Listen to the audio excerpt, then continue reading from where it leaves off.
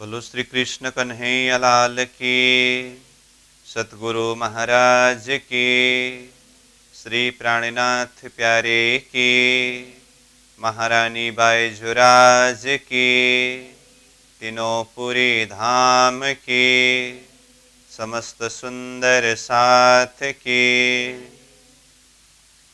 आनंद कंदम प्रभुदेव चंद्रम ब्रजेशरूपेण पुरापि जातं प्रवेश्य प्राप्तं प्रियप्राणनाथं परेशपूर्णं सततं नमामि। ब्रह्मप्रियाजागरणाय जातः सर्वस्वपाता भवसिन्धुत्राता विज्ञानदाता निजधर्मधाता दिनैकबन्धो शरणं प्रपद्ये दिनैकबन्धो शरणं प्रपद्ये। बोलो श्री प्राणनाथ प्यारे की प्रणाम। उपस्थित संपूर्ण सुंदर साथ जी, साधक एवं साधिकाएं, विराट प्रशिक्षण शिविर सत्र का आज हम 76वां दिवस के इस पावन बैठक में उपस्थित हुए हैं। सर्वप्रथम आप सभी को सप्रेम प्रणाम एवं स्वागत करते हुए आज का कक्षा सत्र विषय वस्तु को हम आगे बढ़ाने जा रहे हैं। तो हमारा विषय वस्तु विराट प्रसंग में क्षौर ब्रह्मांड अंतर्गत आदिनारायण का स्थूल, सूक्ष्म और कारण शरीर को पार करके महाकारण शरीर, ये प्रसंग चल रहा है। कल विशेष करके हमने आदिनारायण का कारण शरीर अंतर्गत इच्छा शक्ति और उसके पश्चात फिर महाकारण शरीर के अंदर जो लीला भेद के हिसाब से 4 स्थान में विभाजन करके समझाया है, इसके विषय में अध्ययन किया। जैसे महाकारण मंडल में शुद्ध स्थूल, शुद्ध सूक्ष्म, शुद्ध कारण और शुद्ध महाकारण करके 4 स्थान विभाजन करके समझाया। उसमें शुद्ध स्थूल में उन्मुनि शक्ति, जो अव्याकृत का शुद्ध स्थूल में सुमंगला शक्ति है, सुमंगला शक्ति का ही प्रेरक शक्ति उन्मुनि शक्ति है। तो ये उन्मुनि शक्ति आदिनारायण के कारण शरीर अंतर्गत इच्छा शक्ति में जो 5 शक्ति है, वो 5 शक्ति में से एक शक्ति जो प्रचंड शक्ति है, जो स्वयं आदिनारायण की सत्ता को धारण करते हैं। तो ये उन्मुनि शक्ति को शुद्ध स्थूल के स्थान में लिया है। और साथ में 4 व्यूह, जिन्हें चतुर्व्यूह करके कहा। तो यहाँ नक्शा में जो ये 4 व्यूह का स्थान दिखाया है, ये शुद्ध स्थूल में माना है। फिर शुद्ध सूक्ष्म में अव्याकृत के महाकारण का शुद्ध सूक्ष्म का प्रतिबिंब पुरुष लीला 4 दीप की स्थान है। और शुद्ध कारण में प्रतिभाषी की ब्रज अथवा गोलोक, और शुद्ध महाकारण में प्रतिभाषी की रास। इस तरह से महाकारण मंडल के अंदर 4 स्थान की 4 लीलाओं को देखा। उसमें विशेष करके कृष्ण भक्ति साधना में लगने वाले साधक वो महाकारण मंडल तक पहुँचे हैं, तो ये बात भी हुई। और उसमें से कुछ साधकों के, कुछ भक्तों के नाम वहाँ पर उल्लेख किया। उसके पश्चात समग्र में ये आदिनारायण महाविष्णु, जिन्हें क्षौर पुरुष कहा, तो आदिनारायण ने अपने मौन रूपी रामत को लेकर के, यानी कि ये खेल को विस्तार करके एक तरफ ऊपर आदिनारायण रूप में, और फिर सबसे नीचे पाताल के गर्भोदक समुद्र में शेषशायी नारायण, जिसे शेष नारायण के नाम से जाने जाते हैं, ये सृष्टि रूपी जहाज के दोनों तरफ किनार में एक ड्राइवर के रूप में और एक गार्ड के रूप में करके ये शब्द प्रयोग हुआ। और ये सृष्टि रूपी जहाज की व्यवस्था को संचालन करने के लिए चौदलोक ब्रह्मांड में सबसे ऊपर सतलोक में भगवान विष्णु जी है, जो व्यवस्थापक है अथवा पालन करता है। और साथ में आदिनारायण के 10 सुरति प्राण स्वरूप, 10 स्वरूप के सक्रियता में ये सृष्टि को संचालन किया है। इन सारे विषयों के ऊपर वर्णन हुआ। अब ये स्थूल, सूक्ष्म, कारण, महाकारण चारों शरीर का विस्तार होने के पश्चात ये महाकारण मंडल अंतर्गत ही आदिनारायण जो मूल स्वरूप है, जिन्होंने ही एकोहम बहुश्याम कह करके ये सारा सृष्टि विस्तार किया है, उनकी शक्ति का परिचय देते हुए, उनके सामर्थ्य का परिचय देते हुए यहाँ कुछ शास्त्र प्रमाण, कुछ महामती प्राणन्यास जी की चौपाई का प्रसंग को प्रस्तुत करके आदिनारायण की शक्ति और सामर्थ्य के महत्व को समझाया। तो उसमें जैसे कहा कि आदिनारायण जो है, जिनके एक एक रोमकूप में ये जो चौदलोक ब्रह्मांड जो आदिनारायण के स्थूल शरीर अंतर्गत वर्णन करके आए, ऐसे चौदलोक ब्रह्मांड तो आदिनारायण के एक एक रोमकूप में अनंत सारे ब्रह्मांड लटके हुए हैं। तो एक रोमकूप में ऐसे चौदलोक ब्रह्मांड अनंत लटके हुए हैं, तो सर्वांग रोमकूप में कितने सारे ब्रह्मांड है, इसका कोई पारवार ही नहीं है, इसका कोई हिसाब ही नहीं है।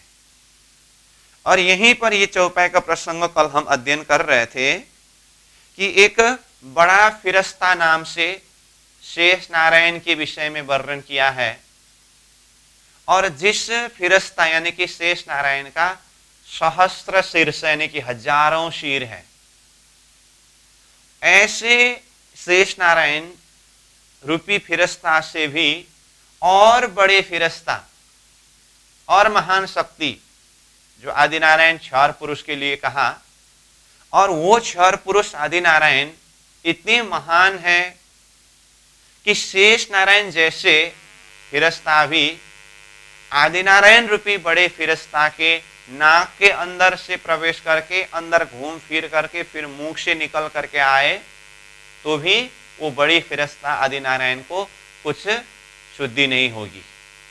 मतलब स्वयं शेष नारायण इतनी महान है, परंतु आदिनारायण के सामने में तुलना करके देखे तो वो शेष नारायण भी बहुत ही सूक्ष्म शक्ति के रूप में दिखाई दे रहा है। तो ये प्रसंग में शेष नारायण को सूक्ष्म रूप में बताया ऐसा नहीं, आदिनारायण की महत्व को, आदिनारायण की सामर्थ्य को, उनकी विशालता को और विस्तार से समझाया है। तो इसमें जैसे प्राणन्यास जी की चौपाई कल हम अध्ययन कर रहे थे ना, यहाँ एक इनसे बड़े कहे, इनसे मतलब शेष नारायण से भी बड़े फिरस्ते हैं, ऐसे जाए जाकी नाक में, शेष नारायण रूपी फिरस्ता आदिनारायण रूपी फिरस्ता के नाक के अंदर से प्रवेश करे तो भी उन्हें शुद्ध न पड़े, फिर भी आदिनारायण रूपी फिरस्ता को शुद्धि नहीं पड़ता है, अंदर फिर के मोह निकले, अंदर घूम फिर करके मुख से निकलते हैं, फिर भी उनको पता नहीं चलता है। इस तरह से बताया। तो ये सब कहने का अर्थ क्या है? आदिनारायण की शक्ति की विशालता को समझाने के लिए। तो इसीलिए पहले हम विराट प्रसंग में भूमिका के विषय में ही चर्चा कर रहे थे। तो विराट शब्द का सीधा अर्थ विशाल है। तो ये विशालता में सबके अपनी अपनी दर्जा से विशाल है। उसके लिए शुरू में ही हमने उदाहरण प्रस्तुत किया, एक कटोरी में आधा पानी और उसके अंदर चींटी। वो चींटी के लिए कटोरी का पानी वो विराट है, अथाह भवसागर है, परंतु हमारे लिए वो एक सूक्ष्म शक्ति है। ऐसे ही जीव की बुद्धि के लिए त्रिदेव ही बहुत विशाल यानी कि विराट है। त्रिदेव के लिए शेष नारायण ही विराट है, शेष नारायण को ही पार नहीं पा सकते हैं। और फिर शेष नारायण के लिए आदि नारायण ही विराट है। शेष नारायण के सामने में आदि नारायण अपरंपार है, अथाह है। आदि नारायण इतनी महान शक्ति है। इस तरह से ये स्वप्निक जगत के अंदर भी शक्ति में सूक्ष्मता अथवा विस्तारता इस तरह से समझाया है। तो इन विषयों के ऊपर हम अध्ययन कर रहे थे और हम कल अध्ययन करते करते ये विराट विज्ञान दर्पण की पेज नंबर 92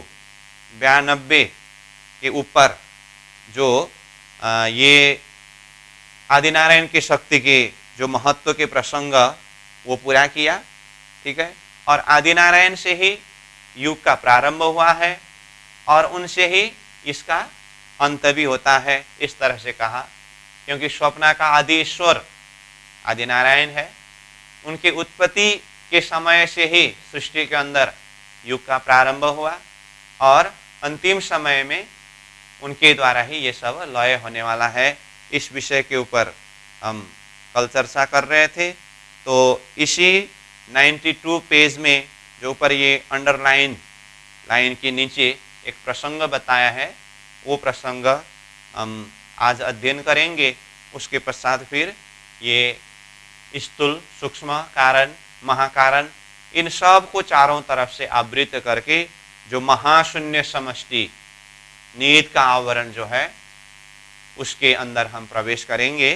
तो देखिए वहाँ पर पेज नंबर 92 में मैं बोल रहा हूँ, अंडरलाइन में है, क्षर ब्रह्मांड पाताल से लेकर के आदि नारायण के लोक तक का वर्णन होने के पश्चात अब उस सब का सार यहाँ बता रहे हैं कि अतः इस क्षर पुरुष की हद से ऊपर बेहद तो 82वां पक्ष है करके अब ये क्षर ब्रह्मांड से ऊपर बेहद के तरफ संकेत कर रहे हैं। क्योंकि अब प्रसंग पूरा आदिनारायण का 4 शरीर का ही विस्तार प्रसंग पूरा हुआ। अब ये महाशून्य समष्टि प्रसंग बाकी है। ये पूरा होने के बाद ये सारा संसार प्रलय काल में नाश हो जाता है, इसीलिए प्रलय वाला प्रसंग बताया। उसके बाद तुरंत बेहद एरिया के अंदर प्रवेश करना है।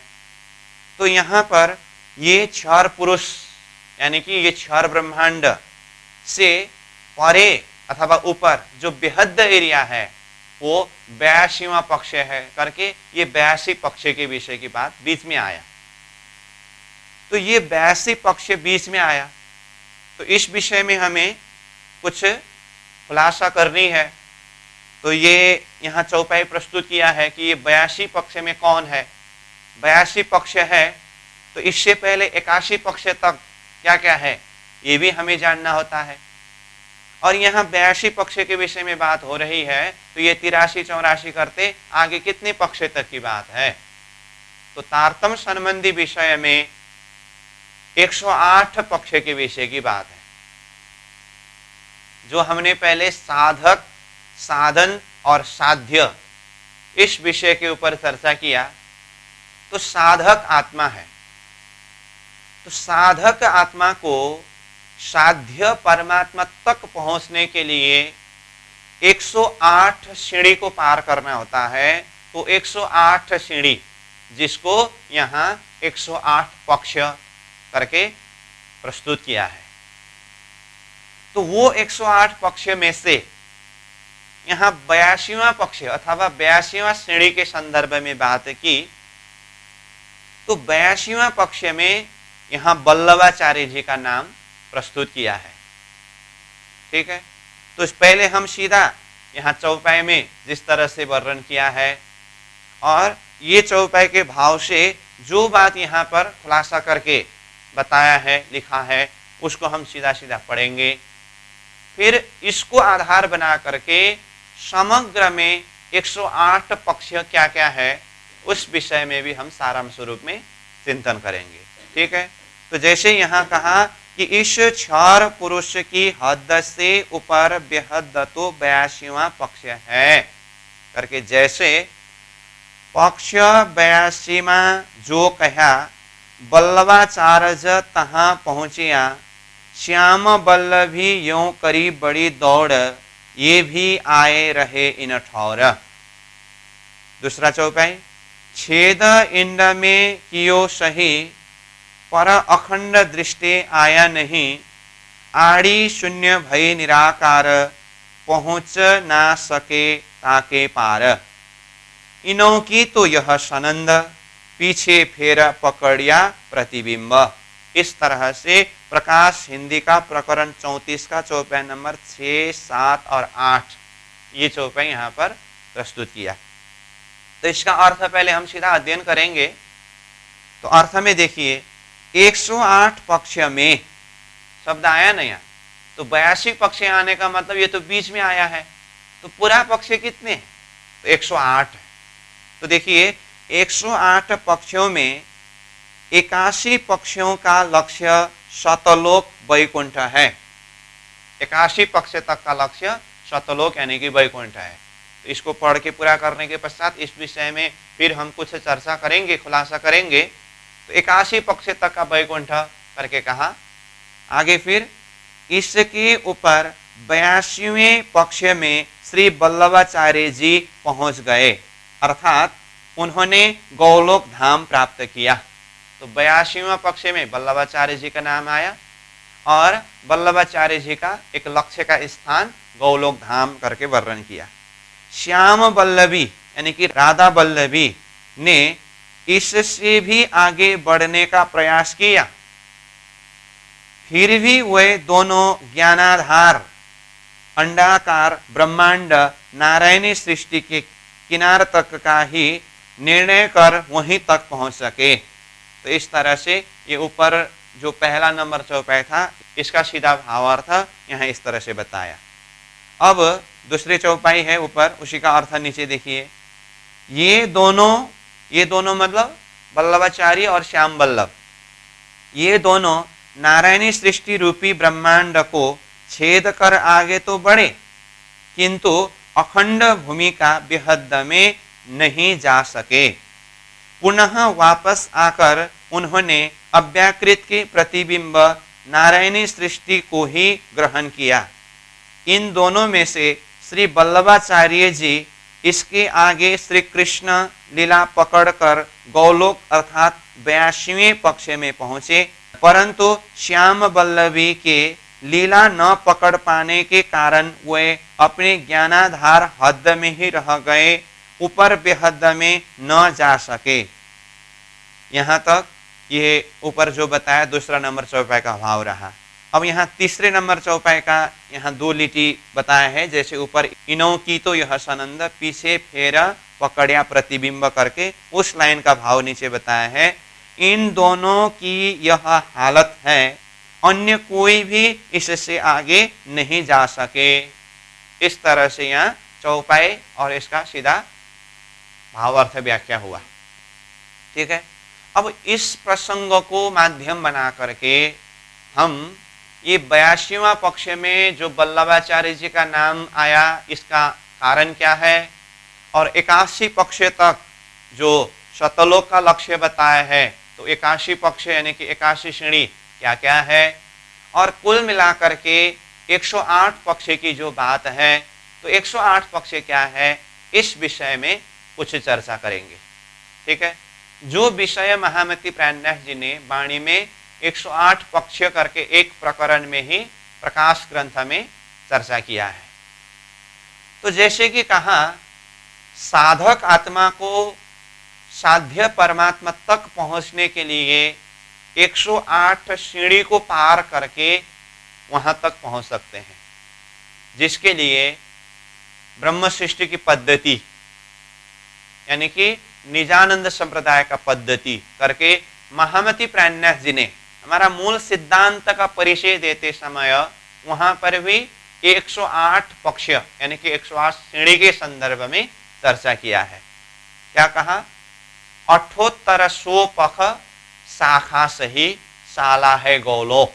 तो 78 पख मतलब 108 पक्ष है। हमारा जो लक्ष्य है वो 108 श्रेणी को पार करने के पश्चात जहां पर हम पहुंचते हैं वही हमारा साध्य अथवा वही हमारा लक्ष्य है। इस तरह से अपने जो सिद्धांत का परिचय प्रसंग में भी बताया, और जैसे कहा वाणी के अंदर भी एक प्रकरण में इस विषय को खुलासा किया है, और विराट में यहाँ पर ये विषय का संकेत रखा है। तो 108 पक्ष यानी कि 108 श्रेणी, तो ये विराट संबंधी विषय रहा। क्यों? आत्मा सोपान करके कहा ना, ये विराट विषय क्या है? सोपान मतलब श्रेणी।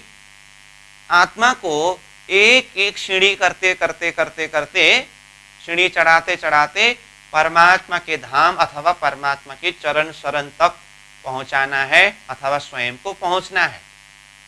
तो ये सोपान यानी कि सीढ़ी पूरा कितने हैं? 108 है। उसमें से यहां पर शब्द आया हद यानी कि 4 ब्रह्मांड से परे बेहद एरिया जो है वो तो 82वां पक्ष में है करके कहा, और उसमें नाम लिया वल्लभाचार्य जी का। तो अब हम पहले 82 पक्ष से पहले 81 पक्ष तक, जिसके लिए सतोलोक लक्ष्य बताया है, पहले इस विषय में चर्चा करेंगे। उसके बाद फिर 82वां पक्ष वल्लभाचार्य जी किस तरह से है उस विषय में चर्चा करेंगे। फिर 108 तक पहुंचने के लिए अन्य क्या क्या पक्ष है इस विषय में चर्चा करेंगे। तो आइए 108 पक्ष में से ये 82 पक्ष से पहले 81 पक्ष तक, जिसका लक्ष्य सतलोक यानी कि वैकुंठ धाम तक है, इसका निर्णय कैसे किया है? सतलोक की प्राप्ति के लिए जो भक्ति साधना के प्रसंग में सगुण भक्ति उपासना के माध्यम से सतलोक प्राप्ति के विषय में इससे पहले भी चर्चा हो चुका है। जैसे भक्ति तो वैसे एक ही है, परंतु साधक इसको 3 प्रकार से भजते हैं अथवा साधना करते हैं। तो क्या क्या है वो? सगुण भक्ति, निर्गुण भक्ति और पराभक्ति। तो ये सगुण भक्ति जो है साकार ब्रह्म उपासना, जिसे नवदा भक्ति करके कहा। तो चाहे नवदा भक्ति कहे चाहे सगुण भक्ति कहे, इसका लक्ष्य कहाँ है? सतलोक यानी कि वैकुंठ। तो नवदा भक्ति श्रवणम, कीर्तनम, विष्णु स्मरणम, पाद सेवनम, अर्चनम, वंदनम, दास्य, सख्यात्म निवेदनम, इस तरह से 9 प्रकार के भक्ति के विषय में बताया है, जिसे नवदा भक्ति कहा अथवा जो सगुण भक्ति है। तो ये नवदा भक्ति करने वाले भक्त अथवा साधक ये 9 भक्ति में से कोई भी एक एक भक्ति को करते हैं अथवा साधते हैं। किसी ने श्रवण भक्ति, किसी ने कीर्तन भक्ति, मतलब नवदा भक्ति में से एक एक भक्ति को अपने साधन रूप में साधते हैं। अब भक्ति करने वाले जो भक्त है, साधक है, वो साधक पुरुष सब में एक ही गुण नहीं है। यहां भक्त 3 गुण युक्त है, सतगुणी, रजगुणी और तमगुणी। इसका अर्थ क्या हुआ? ये नवदा भक्ति सतगुणी भक्त भी करते हैं, रजगुणी भक्त भी करते हैं और तमगुणी भक्त भी करते हैं। तो अब देखिए, जैसे कि मान लीजिए नवदा भक्ति में से एक भक्ति को उठाइए, जैसे श्रवण भक्ति। श्रवण भक्ति को करने वाले भक्त भी सब एक ही गुण वाले नहीं होते हैं। शतगुणी भक्त भी श्रवण भक्ति करते हैं, रजगुणी भक्त भी श्रवण भक्ति करते हैं और तमगुणी भक्त भी श्रवण भक्ति करते हैं। तो एक भक्ति जो श्रवण भक्ति है, भक्त में जो 3 गुण के प्रभाव से एक श्रवण भक्ति ही 3 रूप में विस्तार हुआ है कि नहीं हुआ? तो ऐसे ही कीर्तन, स्मरण, ये 9 भक्ति ही शत रज तम 3 प्रकार के ही गुण युक्त भक्त जब भक्ति करते हैं तो 9 गुना 3 यानी कि 9 मतलब नवदा भक्ति, गुना 3 मतलब भक्तों में जो 3 गुण सतगुण, रजगुण, तमगुण है, तो ये 9 गुना 3 इक्वल टू कितना हुआ? 27 हुआ। तो ये 27 पक्ष हुआ। ठीक है, ये तो हुआ नवदा भक्ति और भक्तों के सत रज तम 3 गुण के हिसाब से 27 पक्ष। अब ये भक्त चाहे सतगुणी हो, चाहे रजगुणी हो, चाहे तमगुणी हो, भक्त जब भक्ति करते हैं, नवदा भक्ति में से कोई भी भक्ति को करें, तो भक्ति करते समय भक्तों के अंदर भक्ति करने का भाव अथवा दर्जा सबका एक ही नहीं होते हैं। अलग अलग भाव से, अलग अलग दर्जा से भक्ति करते हैं। जब भक्ति में अलग अलग दर्जा शब्द आ जाता है तो ये 3 प्रकार के दर्जा के विषय में बताया है। वो क्या क्या है? परवाह, मर्यादा और पुष्ट। ये 3 दर्जा से भक्त भक्ति करते हैं। सब भक्त एक ही दर्जा से नहीं करते हैं। कितने भक्त परवाह दर्जा से करते हैं, कितने भक्त मर्यादा दर्जा से करते हैं, कितने भक्त पुष्ट दर्जा से करते हैं।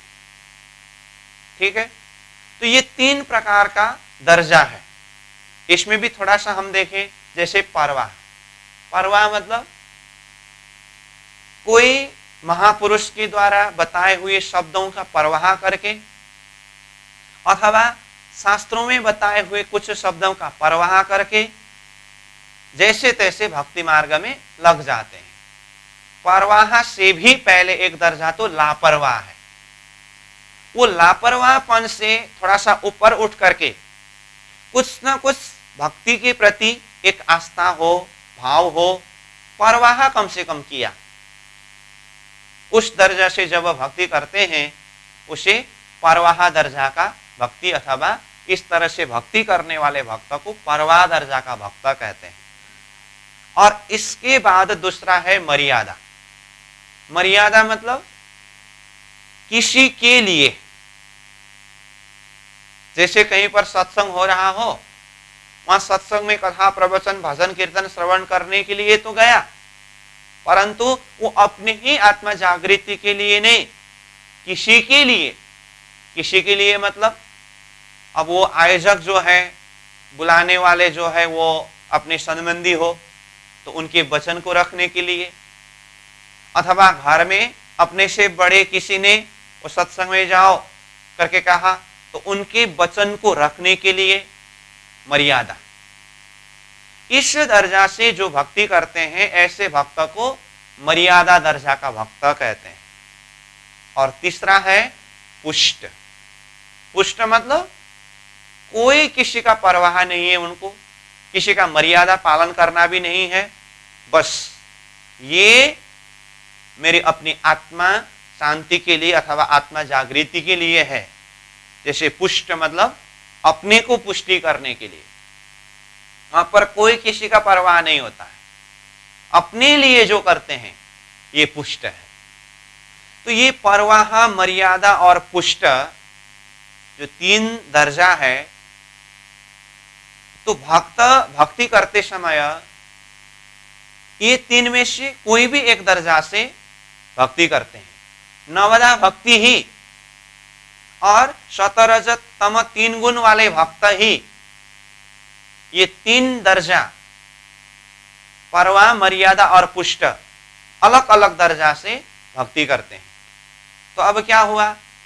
नवदा भक्ति तो पहले ही था ही, तो भक्ति करने वाले भक्तों में शतरज तम 3 गुण, तो 9 गुना 3 27 हुआ। तो उसके ऊपर फिर ये परवाह, मर्यादा और पुष्ट 3 दर्जा में अलग अलग दर्जा से जब भक्ति करते हैं तो 27 में फिर ये 3 परवाह, मर्यादा, पुष्ट आया, तो 27 गुना 3 इक्वल टू 81। इस तरह से 81 पक्ष होता है। ठीक है, तो ये 81 पक्ष जो है इसका लक्ष्य सतलोक अथवा वैकुंठ है। तो 81 पक्ष तो हुआ, लेकिन इसके अंदर है तो नवदा भक्ति ही है ना। नवदा भक्ति में ही 3 गुण और 3 दर्जा इसको गुणा करते समय 9 तिया 27, 27 तिया 81 हुआ, संख्या तो 81 हुआ, 81 पक्ष, परंतु ये सगुण भक्ति ही है, नवदा भक्ति ही है, इसीलिए इसका लक्ष्य शतलोक यानी कि वैकुंठ तक है। इसीलिए यहाँ पर ये 81 पक्ष जिसका लक्ष्य शतलोक करके स्पष्ट रूप में खुला करके यहाँ लिखा है। अब ये 81 पक्ष शतलोक लक्ष्य होने के पश्चात अब यहां से +1, यहां से मतलब 81 पक्ष में +1 जोड़ने से 82 पक्ष होता है। तो ये 82 पक्ष के लिए वल्लभाचार्य जी का नाम आया है। अब वल्लभाचार्य जी कौन है? जिनको ये 108 पक्ष में से 82वां पक्ष में 82वें श्रेणी में रखा है। तो वल्लभाचार्य जी जो है यहां संसार में, वैसे हम बार बार चर्चा कर रहे हैं, जो सगुण भक्ति, निर्गुण भक्ति और पराभक्ति करके 3 भक्ति के विषय की बात हो रही है। तो सगुण भक्ति साकार ब्रह्मोपासक जिसका लक्ष्य शतलोक है अथवा वैकुंठ है, निर्गुण भक्ति निराकार ब्रह्मोपासना जिसका लक्ष्य निराकार ब्रह्म का धाम अथवा मोहतत्व है, और यहां से ऊपर पराभक्ति जिसे दशदा भक्ति भी कहा और जिसे अनन्य भक्ति भी कहा है। तो ये पराभक्ति कहे, दशदा भक्ति कहे, चाहे अनन्य भक्ति कहे, इसमें इष्ट कौन होते हैं? इष्ट श्री कृष्ण जी। तो ये वल्लभाचार्य जी जो है, जिन्होंने सगुण भक्ति से भी ऊपर उठ करके, निर्गुण भक्ति से भी ऊपर उठ करके ये पराभक्ति में जो कृष्ण इष्ट है, श्री कृष्ण जी तक आए हैं। तो यहां ब्रह्मांड के अंदर, सृष्टि के अंदर जीव के चिंतन और साधना के माध्यम से कृष्ण भक्ति तक आना, यही सार तत्व है। और कृष्ण भक्ति में भी अन्य भी कुछ भक्त हुए जो कृष्ण भक्ति तक आए। तो इन सारे कृष्ण भक्तों में भी वल्लभाचार्य जी का स्थान सबसे उच्च स्थान में रहा, क्योंकि कृष्ण लीला में भी कृष्ण जी की अलग अलग लीला है। जैसे गोकुल की लीला है, वृंदावन की लीला है, मथुरा की लीला है, द्वारिका की लीला है। उसमें से सार लीला गोकुल और वृंदावन की लीला है, यानी कि ब्रज और रास। तो कोई कृष्ण भक्त ब्रजमंडल की लीला तक तो पहुंचे और उसी में मदमस्त हो गए। और इस स्थिति में ये जो वल्लभाचार्य जी है, वल्लभाचार्य जी ने सब मंथन करते करते आकर के श्री कृष्ण जी को अपने इष्ट के रूप में माना, और श्री कृष्ण जी की लीला में भी ब्रज लीला से भी अपने चिंतन को ऊपर उठा करके रास लीला के तरफ दौड़ लगाया। तो श्री कृष्ण जी की त्रिधा लीला प्रसंग पहले हमने चर्चा करके आए हैं। तो उसमें वल्लभाचार्य जी के चिंतन के संदर्भ में अगर देखें तो क्या हुआ, जब 11 वर्ष 52 दिन की ब्रज लीला पूरी होने के पश्चात बंशी बजी, तो बंशी के नाद में सारे सखियां दौड़ चले, और दौड़ते दौड़ते ये सखियां आगे योगमाया के वृंदावन के अंदर प्रवेश हुआ। परंतु अब यहां देखिए, शास्त्र में तो सिर्फ इतना ही है कि योगमाया के वृंदावन में सखियां चले गए, परंतु यहां बीच में एक आंकड़ी है, एक रहस्य है। तो तारतम्य ने जिस रहस्य को खुलासा करके ये बात स्पष्ट किया है कि बंशी बजी, सखियां दौड़ते दौड़ते बीच में ये सारा सृष्टि स्तब्ध हुआ है, और वास्तविक रूप में रासलीला बेहद भूमि में केवल धाम में योग माया का ब्रह्मांड खड़ा करके वहां पर हुई है।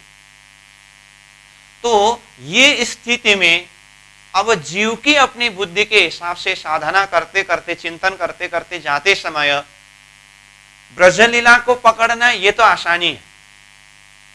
रास में बंसी बजी तो बंसी के नाद पर दौड़ने तक में ठीक है, लेकिन आगे जाकर के दौड़ते दौड़ते ये रस कहां चला गया, इसको पकड़ पाना ये हर किसी की बस की बात नहीं है। तो ये स्थिति में देखें तो वल्लभाचार्य जी जो है इनका चिंतन सबसे उच्च दर्जा का चिंतन रहा, और उसी में यहां प्राणनाथ जी ने श्याम वल्लभ का भी नाम लिया है। वैसे चिंतन के यात्रा के हिसाब से देखें तो वल्लभाचार्य जी और श्याम वल्लभ का लगभग एक ही स्थिति है, परंतु इन दोनों में से वल्लभाचार्य जी भक्ति मार्ग से गए और श्याम वल्लभ ज्ञान मार्ग से गए, और दोनों की यात्रा बराबर है। जैसे बंसी बजी, वल्लभाचार्य जी ने भी अपने चिंतन को दौड़ाया, श्याम वल्लभ ने भी अपने चिंतन को दौड़ाया रास की तरफ। अब हुआ क्या, दौड़ते दौड़ते दौड़ते दौड़ते जैसे ये ब्रह्मांड को पार किया, जैसे कहा ना छेद इंड को कियो सही करके, ये ब्रह्मांड को पार किया, परंतु अखंड दृष्टि आया नहीं। अखंड दृष्टि आया नहीं मतलब तारतम्य ने जिस तरह से खुलासा करके कहा है कि बंसी बजते बजते ये संसार स्तब्ध हुआ, तो ये सारे शक्ति बेहद भूमि में केवल धाम में योग माया का ब्रह्मांड खड़ा करके वहां पर रास लीला हुई है करके जो रहस्य तारतम्य ने खुलासा किया, वल्लभाचार्य जी वहां बेहद के रास तक तो पहुंच नहीं सका ना, परंतु ये स्वप्निक जगत को पार किया। उस अर्थ में यहां पर बताया छेद इंड को यो सही, पर अखंड दृष्टि आया नहीं। अब ये अखंड दृष्टि में आना ये तो बिना तारतम्य संसार के एक जीव के साधना के प्रयास से संभव ही नहीं था। इसीलिए जीव के एक साधना के माध्यम से ये ब्रह्मांड को पार करना यही सबसे उच्च दर्जा है, और ये ब्रह्मांड को पार करने में दोनों का नाम आया। किन किन का? वल्लभाचार्य जी और श्याम वल्लभ दोनों का। लेकिन हुआ क्या, अब आगे वल्लभाचार्य जी अपने चिंतन के द्वारा आगे बढ़ते बढ़ते बढ़ते गए, जहां तक वो ये स्वप्निक जगत हद की भूमि के उस किनार तक पहुंचे, उसके बाद आगे अखंड दृष्टि आया नहीं, मतलब वो बेहद के अंदर प्रवेश नहीं कर सके, तो वो वहीं पर रुक गए। और वहीं पर रुक करके वल्लभाचार्य जी ने क्या किया, जो मिला उसी को पकड़ा। जो मिला उसी को पकड़ा मतलब ब्रज लीला को पूरी तरह से चिंतन करके वो रास के रस के तरफ दौड़ रहे थे, अंदर प्रवेश नहीं कर सका, परंतु उनको जो रास के रस का सुख जितना मिला वो उसी में ही मदमस्त रहे, और यही सार तत्व है। श्याम वल्लभ ने क्या किया, ज्ञान मार्ग से गए थे ये, इन्होंने भी बंसी के नाद पर अपने चिंतन को दौड़ाया, आगे बढ़े, और इन्होंने भी छेद इंड क्यों सही, ये स्वप्निक जगत हद की भूमि को तो पार किया, परंतु अखंड दृष्टि आया नहीं, बेहद के अंदर प्रवेश नहीं कर सका। ये तो बिना तारतम्य संभव ही नहीं था।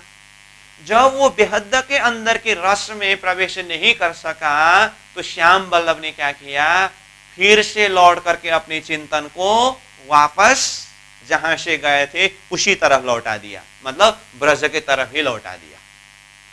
यहां जाकर के वल्लभाचार्य जी और श्याम वल्लभ में भेद हुआ। अगर श्याम वल्लभ ने भी जहां पहुंचे वहीं पर तटस्थ रह करके अपने चिंतन को वापस फिर ये ब्रह्मांड की तरफ यानी कि ब्रजमंडल की तरफ नहीं लौटाया होता, तो श्याम वल्लभ और वल्लभाचार्य जी में कुछ अंतर नहीं था। सिर्फ एक भक्ति मार्ग से गए, एक ज्ञान मार्ग से गए हैं, दोनों बराबर है, परंतु अंतत्वगत्वा क्या हुआ, जब वो बेहद के रस के अंदर पूरी तरह से डूब नहीं सके, तो वल्लभाचार्य जी को जितना मिला था वो उसी में मदमस्त रहे। श्याम वल्लभ लौट करके आ गए। इसीलिए अंतिम में जाकर के श्याम वल्लभ से भी वल्लभाचार्य जी का दर्जा ऊपर हुआ। क्यों? श्याम वल्लभ लौट गए, प्रतिबिंब लीला यानी कि ब्रज को पकड़ा, और वल्लभाचार्य जी ब्रज से पार करके यानी कि ये ब्रह्मांड को पार करके वो बेहद के रस के अंदर प्रवेश करने के लिए चाहा, परंतु अंदर प्रवेश तो नहीं कर पाया। दरवाजा में ही बैठ करके भले सही, दरवाजा में मतलब हद और बेहद के बीच में बैठ करके ही भले सही उस तरफ से जो आता हुआ वो प्रेम रस का जो सुगंध को लेते हुए उसी में मदमस्त हुए। तो जीव की एक साधना के द्वारा इससे ऊपर का कोई दर्जा है ही नहीं।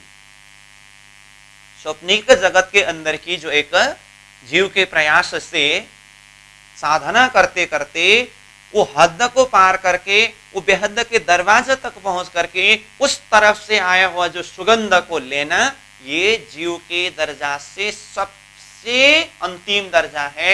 यहां तक कौन पहुंचा? वल्लभाचार्य जी पहुंचे। इसीलिए वल्लभाचार्य जी ये सृष्टि के अंदर के साधना करने वाले साधक पुरुषों में से सबसे सार अथवा सबसे महान दर्जा वल्लभाचार्य जी का रहा। समझ में आई बात?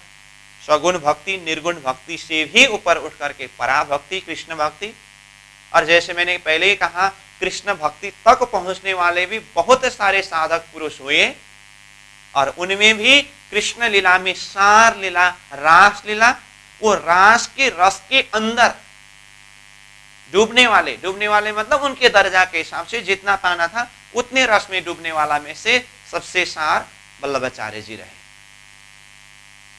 ठीक, तो जिस तरह से श्रीमद् भागवत संपूर्ण शास्त्र का सार, और श्रीमद् भागवत में भी 10वें स्कंद में जो पंच अध्याय रास सार है ना, तो संपूर्ण शास्त्र का सार क्या हुआ? रास पंच अध्याय। तो ये रास पंच अध्याय शास्त्र का सार है। तो यहां रास तक अपने चिंतन को केंद्रित करने वाले साधक पुरुष ही साधक के दर्जा में सार हुए ना। तो ये स्थान किसको मिला? वल्लभाचार्य जी को मिला। श्याम वल्लभ भी वहां तक पहुंचे तो थे, परंतु लौट करके आए ना, यहीं पर गलती हुआ। परंतु वल्लभाचार्य जी जहां पहुंचे, भले ही अंदर डूब नहीं पाए, परंतु वहीं पर उपस्थित रहे और उसी में मदमस्त हुए। इसीलिए सारा ब्रह्मांड में सार रूप में एक साधक पुरुष चिंतक पुरुष को निकालना हो, तो जिस तरह से शास्त्र में सार श्रीमद् भागवत की रासलीला अथवा लीला में सार श्री कृष्ण जी की रासलीला, वहां तक अपने चिंतन को पहुंचाने वाले वल्लभाचार्य जी सबसे उच्च स्थान में रहे। इसीलिए महामती प्राणनाथ जी ने ये 108 पक्ष यानी कि 108 श्रेणी का निरूपण करते समय 81 पक्ष से ऊपर एक 82वां पक्ष वल्लभाचार्य जी का स्थान रखा है। और यही ये ब्रह्मांड के अंदर के शक्ति में से सार शक्ति है। इसीलिए वल्लभाचार्य जी के विषय में प्राणनाथ जी ने किरंतन वाणी में भी काफी प्रसंग चर्चा किया है। उत्तम टीका किन्हीं दशमी की, तो इनो ये फल पाया। दशम स्कंद जो कृष्ण लीला की जो टीका वल्लभाचार्य जी की टीका, जिसमें कृष्ण तत्व सार रूप में पकड़ाया है, तो ये वल्लभाचार्य जी की बात है। इसीलिए ये 82वां पक्ष जो है, ये हद की भूमि को पार करके बेहद के अंदर प्रवेश करने की तैयारी है। पर पूरी तरह से बेहद बोलो तो बेहद के अंदर प्रवेश भी नहीं मिला, हद बोलो तो हद को तो पार किया है। इसीलिए चौपाई देखिए ना, यहाँ छेद इंड को क्यों सही, छेद इंड को क्यों सही मतलब अब तक हमने जो आदिनारायण के स्थूल सूक्ष्म कारण महाकारण ये सब अध्ययन करके आए, और महाशून्य समष्टि अब जो अध्ययन करना बाकी है यहाँ से, तो ये महाशून्य समष्टि हद के भूमि को पार किया वल्लभाचार्य जी ने। अपने चिंतन के द्वारा, अखंड दृष्टि आया नहीं। अखंड दृष्टि आने के लिए तो अखंड का ही शक्ति होना पड़ेगा ना, इसलिए तो ये वल्लभाचार्य जी की स्थिति है, 82वां पक्ष। ठीक है, अब 108 पक्ष के विषय में निरूपण करना है हमें। तो अब ये 82वां पक्ष के बाद 83वां पक्ष में है पंचवासना का स्थान।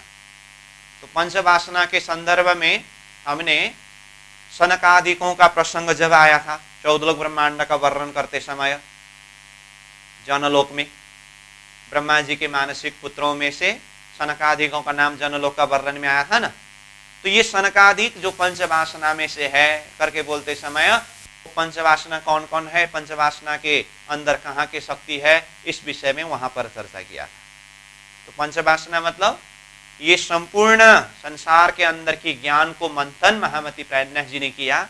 तो 5 रत्न जिसको प्रकट किया, जो यहां संसार के अंदर आकर के अपने ज्ञान को तो जाहिर किया, परंतु उनके अंदर की शक्ति ये स्वप्निक जगत के अंदर की शक्ति नहीं है। वो कहां की शक्ति है, बेहद की शक्ति, यानी कि अक्षर ब्रह्म के 5 ज्ञानेन्द्रिय स्वरूप ये धरती में पंचवासना के रूप में आया। एक भगवान जी वैकुंठ के नाथ, महादेव भी तिनके साथ, शुक जी और सनकादिक दोए, कबीर भी इत पहुंचा सोए करके ये 5 रत्न, इनको पंचवासना बताया है, जो ये स्वप्निक जगत के यानी कि हद के अंदर की शक्ति ही नहीं है, वो बेहद से आए हुए शक्ति है।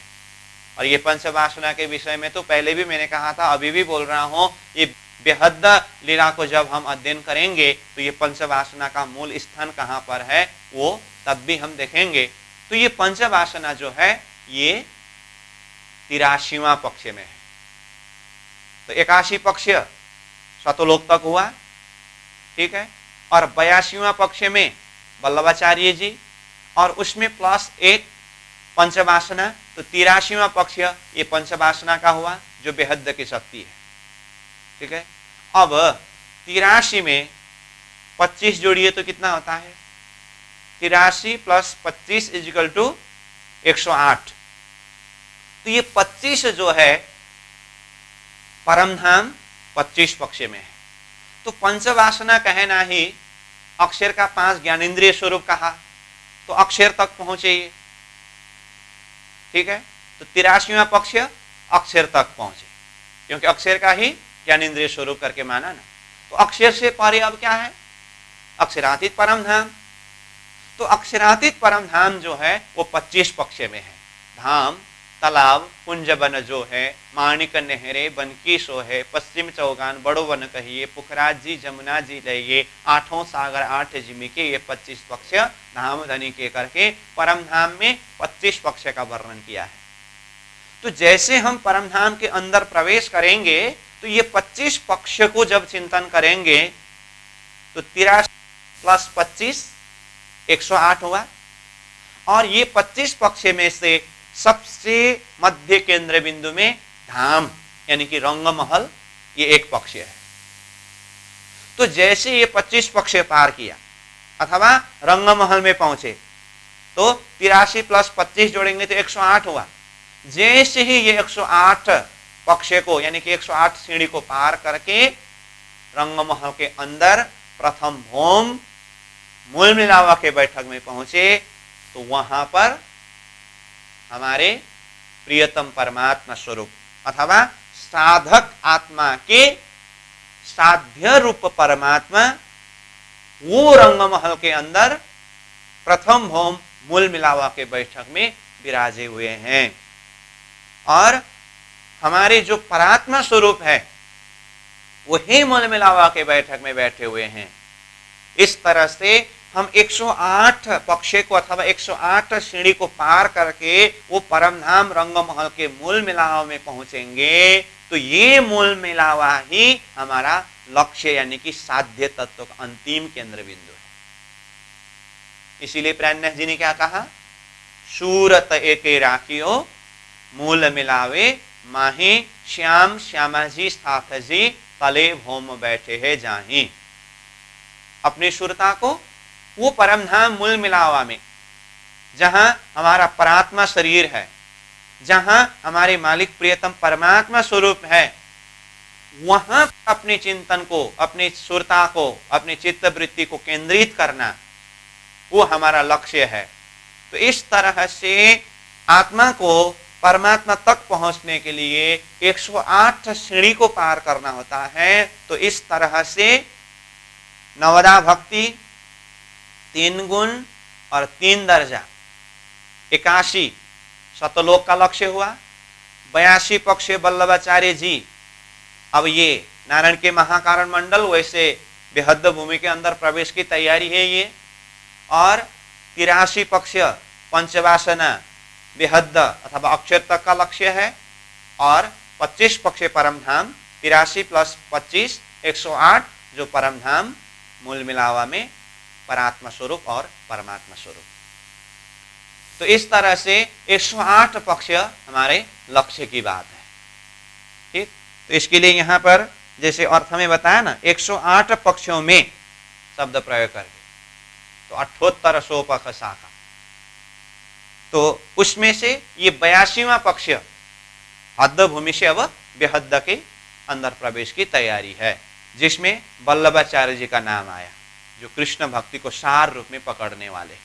तो इस तरह से ये प्रसंग को भी यहाँ पर जो रखा है, चर्चा किया है, इस विषय में भी हमने कुछ चर्चा किया, कुछ खुलासा किया। ठीक है, तो अब हम चलते हैं ये स्थूल, सूक्ष्म, कारण, महाकारण, यानी कि आदि नारायण के ये 4 शरीर जो विस्तार हुआ था, इन सब को चारों तरफ से आवृत करके महाशून्य समष्टि, नीत का आवरण, अथवा जिसे पंचमी क्षर समष्टि कहा। तो किताब में देखिए पेज नंबर 93, मतलब 93 पेज में ऊपर अष्टम तरंग करके महाशून्य समष्टि करके बताया है। ठीक, तो ये महाशून्य समष्टि जिसे पंचमी क्षर समष्टि करके कहा। तो जैसे 14 लोक ब्रह्मांड अष्टावरण में जाकर के मिला, तो अष्टावरण पहला समष्टि हुआ। 14 लोक अष्टावरण ज्योतिष स्वरूप गायत्री मोहतत्व में जाकर के मिले, तो मोहतत्व दूसरा समष्टि है। और 14 लोक अष्टावरण ज्योतिष स्वरूप गायत्री सहित मोहतत्व भी कारण शरीर इच्छा शक्ति में जाकर के मिले, तो ये तीसरा समष्टि हुआ। अब इच्छा शक्ति भी फिर महाकारण में जाकर के, यानी कि नारायण में जाकर के मिले, ये चौथा समष्टि हुआ। अब ये स्थूल, सूक्ष्म, कारण, महाकारण, मतलब अब तक जितने भी वर्णन हुआ, ये सारा का सारा कहाँ जाकर के लय होने वाला है, मिलने वाला है, ये महाशून्य समष्टि। इसीलिए ये 5वीं समष्टि है। इस अर्थ में यहाँ पंचमी क्षर समष्टि शब्द प्रयोग किया गया है।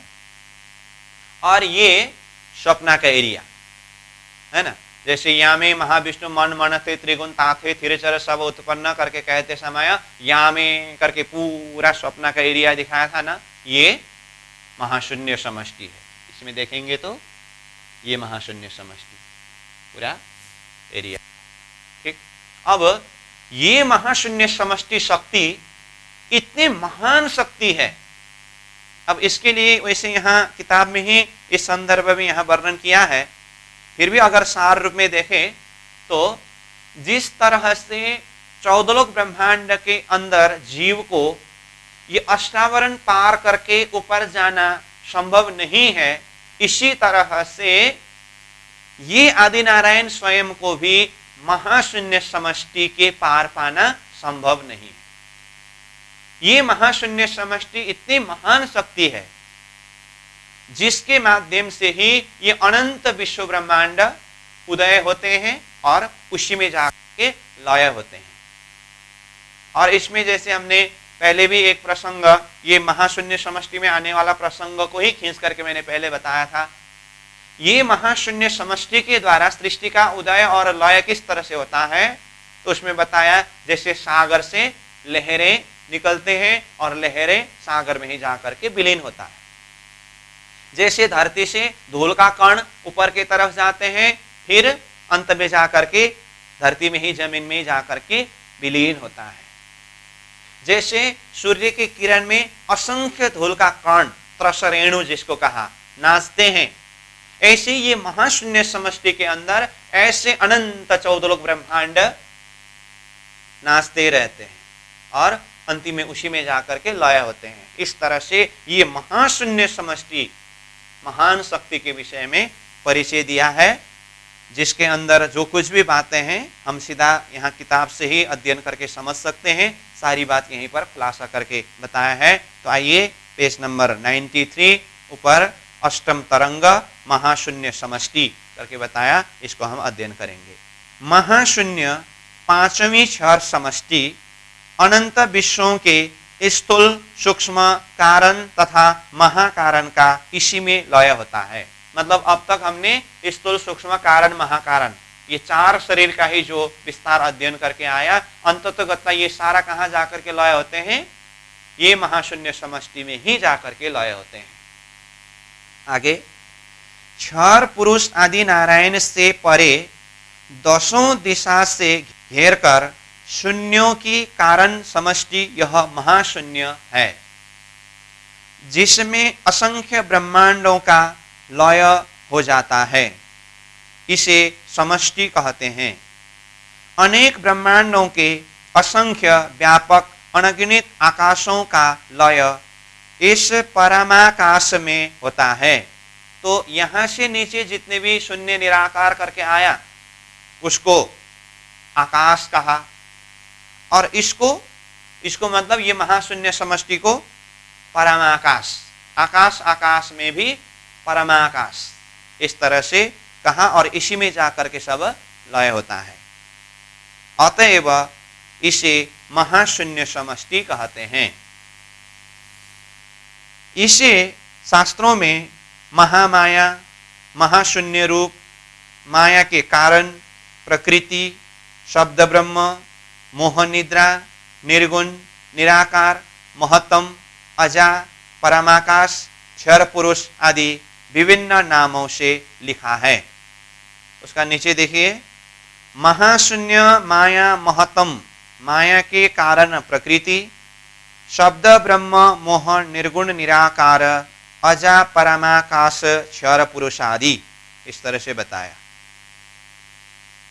आगे, यथा सूर्योदये गेहे भ्रमंती त्रसरेण व तथेमे परमाकाशे ब्रह्मांड त्रसरेण व यथा तरंगा जलधौ तथेमा सृष्टये परे उत्पत्त्योत्पत्ति लियन्ते रजाम शिव महानिले।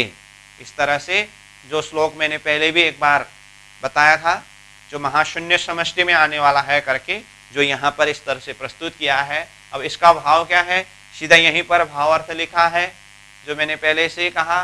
जिस तरह से सागर में लहरें आते हैं और उसी में समा जाते हैं, सूर्योदय के समय में धूल का कण उसमें अनंत रूप में नाचते रहते हैं, जमीन से धूल का कण ऊपर उड़ते हैं और उसी में जाकर के विलीन होते हैं, ऐसे ही ये परमाकाश महाशून्य समष्टि से अनंत विश्व ब्रह्मांड का उदय होते हैं और अंततः उसी में जाकर के लय हो जाते हैं। इस बात को यहाँ इस तरह से बताया है। तो भावार्थ देखिए, भावार्थ, सूर्योदय के समय गृह में जिस तरह सूर्य किरणों में असंख्य त्रसरेणु प्रतीत होते हैं, त्रसरेणु मतलब धूल का कण, उसी तरह परमाकाश स्वरूप इस पांचवी क्षर समष्टि में असंख्य ब्रह्मांड रूपी त्रसरेणु घूमते रहते हैं।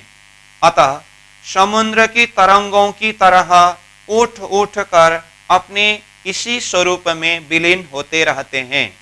जिस प्रकार रजकण हवा में उड़ उड़ कर धरती में समाते रहते हैं, उसी प्रकार इस परमाकाश महाशून्य में अगणित संख्यातीत विश्व ब्रह्मांड का उदय लय होता रहता है। इस तरह से ये महाशून्य समष्टि के शक्ति के विषय में बताया। यथा संख्या चेत्र जसामस्ति न विश्वानाम कदाचन ब्रह्मा विष्णु शिवादिनाम तथा संख्या न विद्यते। इस तरह से ये महाशून्य समष्टि के द्वारा ही अनंत विश्व ब्रह्मांड अथवा अनंत ब्रह्मा विष्णु महेश के उदय और अंतिम में जाकर के यहीं पर समा जाते हैं और उनका कोई गिनती हिसाब नहीं है, इस विषय में बताया। इसका भावार्थ देखिए, कदाच पृथ्वी के रज कणों को गिना भी जा सकता है, पर अगणित संख्यातीत इन विश्वों को नहीं गिना जा सकता। अतः प्रत्येक ब्रह्मांड में होने वाले अगणित ब्रह्मा विष्णु महेश आदि देव भी नहीं गिने जा सकते हैं। इस प्रकार से असंख्य विश्वों के असंख्य ब्रह्मा विष्णु महेश आदि देवों का उदय लय इस महाशून्य समष्टि के अंतर्गत होता रहता है। इसका मतलब ब्रह्मा विष्णु महेश कहते हैं ना, वो भी ये एक 14 लोक ब्रह्मांड के अंदर ब्रह्मा विष्णु महेश का एक एक स्वरूप है। परंतु ये महाकाश जो महाशून्य समष्टि है, उनके द्वारा ऐसे अनंत विश्व ब्रह्मांड कितने सारे उदय होते हैं और लय होते हैं, तो जिसमें प्रत्येक ब्रह्मांड में ब्रह्मा विष्णु महेश के उदय और लय होते हैं, उसका कोई गणना नहीं है, उसका कोई हिसाब नहीं है। आगे, इस पांचवी क्षर समष्टि मोह माया शून्य के साकार निराकार उभय स्वरूप है। तो ये महाशून्य समष्टि का साकार और निराकार दो स्वरूप बताया, क्योंकि साकार रूप भी यहीं से विस्तार होते हैं और वो निराकार रूप भी यहीं से विस्तार होते हैं और यहीं आकर के लय हो जाते हैं। इसलिए इसको कहने के लिए महाशून्य शब्द प्रयोग किया है। परंतु ये शून्य कहने का मतलब बिल्कुल ही कुछ नहीं है, अस्तित्वहीन अर्थ में शून्य नहीं है। ये महाशून्य के अंदर साकार और निराकार दोनों स्वरूप है, इसी से उदय होते हैं और इसी में जाकर के लय होते हैं। उस अर्थ में यहाँ पर साकार निराकार उभय स्वरूप यानी कि दोनों स्वरूप है करके कहा। इसके द्वारा यथाक्रम सृष्टि का विस्तार होता है।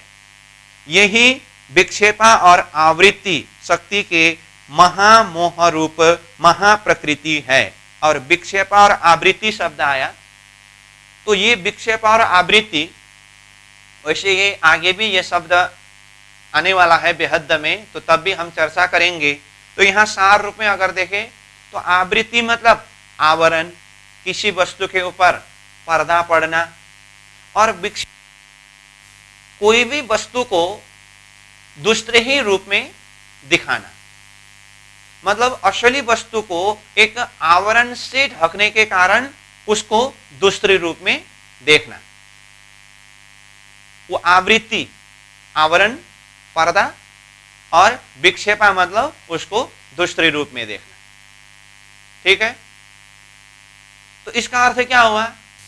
संसार अपने आप में झूठा है, ये संसार का असली रूप है, परंतु अज्ञान रूपी आवरण पड़ने के कारण ये असत संसार को भी सत मानना अथवा सत जैसा प्रतीत होना, इसको विक्षेपा कहते हैं।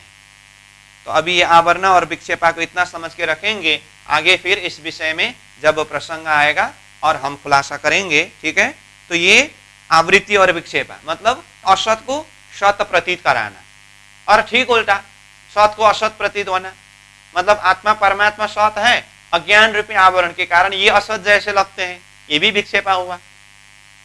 तो इस तरह से यहां बताया है। तो यही विक्षेपा और आवृत्ति शक्ति का महामोह रूप महाप्रकृति है। इनके गुणों को ब्रह्म कहकर शास्त्रादि में वर्णन किया गया है। तो ये महाशून्य समष्टि के गुण को ही ब्रह्म कह करके शास्त्रों में वर्णन किया है। इसके मोह, अज्ञान, कर्म, कालादि अनेक नाम है, जैसे मोह, अज्ञान, भरमना, कर्म, काल और शून्य, ये नाम सारे निध के निराकार निर्गुण। जो सृष्टि विस्तार का प्रसंग में ही हमने ये चौपाई प्रस्तुत किया था। अक्षर ब्रह्म के ऊपर अज्ञान रूपी निद्रा, फरामोशी के पर्दा पढ़ते समय वो फरामोशी के पर्दा कैसे हैं अथवा अज्ञान रूपी निद्रा कैसे हैं, तो ये 9 गुण के संदर्भ में बात हुई थी। यही अज्ञान रूपी पर्दा के द्वारा ही ये महाशून्य समष्टि नीत का आवरण का उदय होने से इसका गुण, ये चौपाई में जो 9 प्रकार का गुण बताया है, ये इसी महाशून्य समष्टि का गुण है। ठीक है, आगे देखिए, अलख, अगम, महाकाल और अनंत ब्रह्मांडों का मूल यही 5वीं क्षर समष्टि है। क्योंकि ये इसे विस्तार हुआ है, इसलिए यही मूल है। आदि नारायण ने अनंत काल पर्यंत खोज की। आदि नारायण की उत्पत्ति के प्रसंग में हमने चर्चा किया है ना, अपने आप को जानना चाहा, न जानने पर अपने आप को असत्ता माना करके, तो उस विषय को यहाँ बता रहे हैं। अनंत काल पर्यंत खोज की, तब अपने स्थान और अपने आप को जानना चाहा। जब अंडे को फोड़कर बाहर आया तो भी इसका पार नहीं पा सका। इसका मतलब ये महाशून्य समष्टि का जो मोह का सागर है, इसका पार नहीं पा सका। जिस प्रकार मनुष्य के लिए विराट पुरुष तथा विराट पुरुष के लिए आदि नारायण को पार पाना अति कठिन दुर्लभ है, इसी प्रकार आदि नारायण हिरण्यमय गर्भ क्षर पुरुष के लिए भी इसका पार पाना अति दुर्लभ है। 14 लोक विराट सहित अष्टावरण, ज्योति स्वरूप, महतत्व, इच्छा शक्ति तथा आदि नारायण, साकार ब्रह्म, निराकार ब्रह्म, प्रकृति और पुरुष, अनंत ब्रह्मांडों की यह महानाति महान महती क्षर समष्टि है। मतलब अब तक जितने भी वर्णन हुआ, सारा का सारा जाकर के यही महाशून्य समष्टि में ही विलीन हो जाते हैं, इसीलिए इसको महानाति महान और क्षर समष्टि करके इस शब्द के द्वारा बताया। अंतिम महाप्रलय में इस महती महाप्रकृति का भी नाश हो जाता है। तो अंतत्वगत्वा ये महाशून्य समष्टि जो महाकाश है, ये भी नाश हो जाता है। तो इसके लिए नीचे प्रमाण बताया। नारायणस्य शंभुश्च संभृत्य स्वगुणान् बहुन् महाविष्णु विलीनश्च ते सर्वे क्षुद्र विष्णव महाविष्णु प्रकृत्यां च सा चैवं परमात्मनि।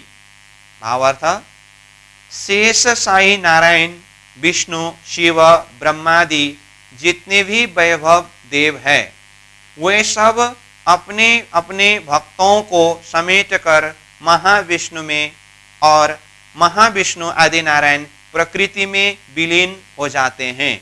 वह प्रकृति भी उन परमात्मा के आंखों के कोने में लय हो जाती है। इस प्रकार महाप्रलय में व्यष्टि समष्टि सब का लय हो जाता है। इस तरह से यहाँ प्रकृति कह करके ये महाशून्य समष्टि को कहा, और ये भी अंततोगत्वा लय हो जाते हैं। इस तरह से बताया, जिसको गीता जी के शब्द में क्षरः सर्वाणि भूतानि, क्षर पुरुष अथवा क्षर ब्रह्मांड सब नाशवांत है करके एक ही शब्द में कहा, वो भी हम जानते हैं। अब ऊपर देखिए फिर, अतएव इसे क्षर पुरुष माया भी कहते हैं। यहाँ तक स्वप्नवत नश्वर जगत क्षर पुरुष का वर्णन किया। यहाँ तक मतलब पाताल में गर्भोदक समुद्र से लेकर के ये महाशून्य समष्टि तक, अब तक जितने भी वर्णन हुआ, यहाँ तक ये स्वप्निक जगत क्षर पुरुष का वर्णन हुआ, जो प्रलय के समय काल का ग्रास हो जाता है। मतलब अब तक जितने भी वर्णन हुआ ये क्षर ब्रह्मांड, प्रलय के समय में ये सब नाश हो जाता है। इसके पश्चात 4 प्रकार के प्रलय का सूक्ष्म वर्णन किया जाएगा। अब ये किताब में इस तरह से आगे चैप्टर आने वाला है, तो उसको समेट रहे हैं यहाँ। अब आगे 4 प्रकार का प्रलय वर्णन किया जाएगा। उसके बाद कुटस्थ अक्षर पुरुष यानी कि ब्रह्म के अंतर्गत विभूति स्वरूप शतमंडल बेहद का वर्णन किया जाएगा। इस तरह से अब तक क्षर ब्रह्मांड, पाताल में गर्भोदक समुद्र से महाशून्य समष्टि तक का वर्णन हुआ। अंततोगत ये सब नाशवांत है। अब नाश किस तरह से होता है, अब आगे ये प्रलय का प्रसंग पहले वर्णन किया जाएगा। उसके पश्चात फिर अक्षर ब्रह्म का जो विभूति स्वरूप जो बेहद मंडल अव्याकृत से वर्णन प्रारंभ किया जाएगा। इस तरह से सारांश स्वरूप में परिचय दिया। कहने का अर्थ, अब तक हमने जितना अध्ययन किया ये स्वप्निक जगत क्षर ब्रह्मांड का विषय है, परंतु ये सब नाशवांत है। ठीक, अब आगे प्रलय का प्रसंग, इसको अध्ययन करेंगे। उसके बाद फिर अब जो सृष्टि विस्तार हुआ था वो नाश हुआ, अब फिर अखंड अविनाशी एरिया किस तरह से है, बेहद एरिया अक्षर अक्षरातीत का लक्ष्य, उस तरफ हम प्रस्थान करेंगे। तो आज का समय पूरा हुआ। समय को देखते हुए आज के विषय को यहीं पर रखेंगे। पूर्णमदः पूर्णमिदं पूर्णात् पूर्णमुदच्यते पूर्णस्य पूर्णमादाय पूर्णमेवावशिष्यते। प्रणाम।